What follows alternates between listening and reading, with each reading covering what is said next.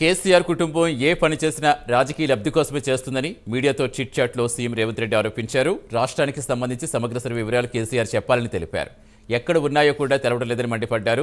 ST వర్గీకరణ జరగాలని పోరాటం జరుగుతోందన్నారు. దేశ చరిత్రలో మొదటిసారి కులగణన చేసి కాంగ్రెస్ ప్రభుత్వం రికార్డు సృష్టించిందన్నారు.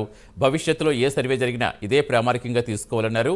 ఎస్టీ వర్గీకరణ అంశంలో సుప్రీంకోర్టు తీర్పు, కమిషన్ నివేదిక, సబ్ కమిటీ నివేదిక సూచన ప్రకారం ముందుకెళ్తామన్నారు. ప్రతిపక్ష నాయకుడు అసెంబ్లీకి రాకుండా ఏం చేస్తారని ప్రశ్నించారు. పూర్తి సమాచారం ఇచ్చేందుకు మా తెలంగాణ ఇన్పుట్ ఎడిటర్ రాజేంద్ర జరుగుతారు. రాజేంద్ర, ఇంకా సీఎం రేవంత్ రెడ్డి ఏమన్నారు?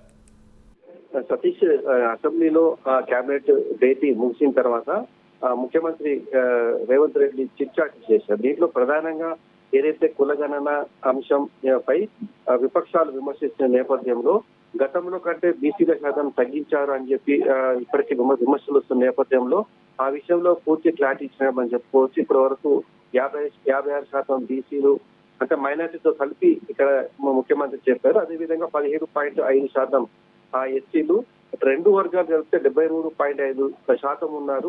అంటే ఒక శాశ్వత పరిష్కారం కనుక్కున్నాం. కులాల వారికి సంబంధించిన గణన మొత్తం కూడా మా ప్రభుత్వం చేసింది. దీంతో దేశవ్యాప్తంగా కూడా కులగణన చేయాలనే అంశంపై ప్రధానమంత్రి మీద కూడా ఒత్తిడి పెరుగుతుందని చెప్పేసి రేవంత్ రెడ్డి వ్యాఖ్యలు చేశారు. అయితే ఒక రోడ్డు మ్యాప్ తెలంగాణ ఇస్తుంది దేశానికి. కులగణన అదేవిధంగా ఎస్సీ వర్గీకరణ సంబంధించి దేశానికి అంటే కేంద్ర ప్రభుత్వానికి తెలంగాణ ఒక రోడ్డు మ్యాప్ లాగా ఖచ్చితంగా పనికొస్తుందని చెప్పేసి చెప్పాడు. ఏదైతే మరి కాసేపట్లోనే ఈ కులగణన సంబంధించి సభలో ప్రవేశపెట్టే డాక్యుమెంట్ లో ఎప్పుడైనా రిఫరెన్స్ డాక్యుమెంట్ ఉంటుంది, ఇది ఖచ్చితంగా కులమానంగా ఉంటుందని చెప్పేసి కూడా ముఖ్యమంత్రి వ్యాఖ్యానించారు. ఏదైతే గతంలో కేసీఆర్ ముఖ్యమంత్రి ఉన్న సమయంలో చేసిన సమగ్ర కుటుంబ సర్వే వివరాలు ఇప్పటి వరకు బయటికి రాలేదు నేపథ్యంలో వారు చెప్పేటువంటి అంకెలకు లేదని చెప్పారు. మరోవైపు దీనికి సంబంధించి ఏదైతే ఇప్పుడు ఈ ప్రభుత్వం చేసినటువంటి ఈ కులగణన మాత్రం ఖచ్చితంగా ఒక రిఫరెన్స్ డాక్యుమెంట్ ఉంటుందని చెప్పారు. అయితే దేశంలోనే మొదటిసారి కులగణన చేసే చరిత్ర ఈ ప్రభుత్వానికి దక్కిందన్నారు.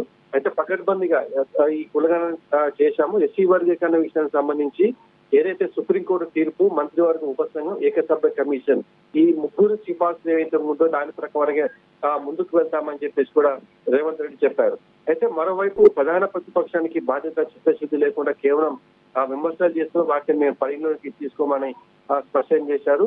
అయితే ఇంత ఉండగాని ఇవాళ పెట్టేటువంటి అసెంబ్లీ సమావేశం కూడా ప్రధాన ప్రతిపక్ష నాయకుడు రాకపోవడం బాధాకరంగా ఉందని చెప్పేసి కూడా ఆయన చెప్పారు. ఎందుకంటే ప్రధాన ప్రతిపక్ష హోదాలు, సలహాలు, సూచనలు ఇవ్వాల్సిన కానీ ఇప్పటి వరకు కూడా సభకు రావాలని చెప్పేసి ఆయన విమర్శలు వ్యక్తం చేశారు.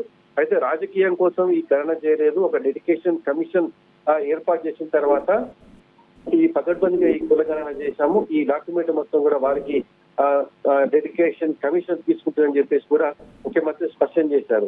అయితే 88 అసెంబ్లీ ఎన్నికలకు సంబంధించిన విషయంలో 88 జనరల్ సీట్లలో 30 సీట్లు బీసీలకు ఇచ్చాం. దాని లెక్క ప్రకారం కూడా 33% బీసీలకు ఇచ్చేట్లు కూడా తేలిందని చెప్పారు. మరోవైపు బీసీ రిజర్వేషన్లపై హైకోర్టు ఆదేశాల మేరకే కమిషన్ వేసినట్టు కూడా ముఖ్యమంత్రి చెప్పారు. అయితే ఉప ఎన్నిక గురించి కొంతమంది ఇప్పటికే రాజకీయ నేతలు మాట్లాడుతున్న నేపథ్యంలో దాని మీద కూడా రేవంత్ రెడ్డి మాట్లాడారు. సమగ్ర కుటుంబ సర్వే అన్ని అంశాల మీద కూడా ఇవాళ చిట్ చాట్ లో మొత్తం పూర్తిగా చెప్పినట్టు కూడా మనం చెప్పవచ్చు. Satish, thank you Rajender.